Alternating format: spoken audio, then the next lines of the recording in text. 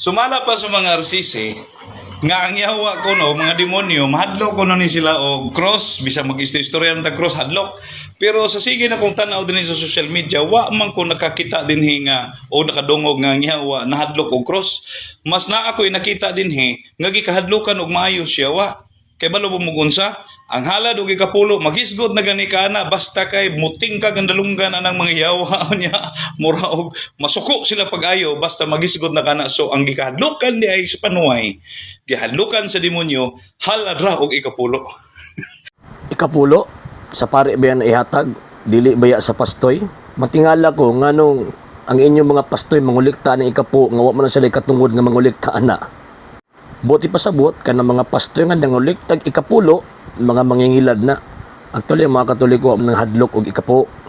Nga naman kay kung buot mo hatag sa mga katoliko sa kinasingkasing, sobra pa sa ikapulo ang ihatag. Ang amo lang concern tungod kay ang ikapo nga iniyong gitawag og ihatag kuno sa Dios maadto sa law mga bulusan sa inyong pastoy. Og again, way laeng ipalit ana ngadto sa konsumo, make up, pedicure, manicure gikan sa inyong ikapo.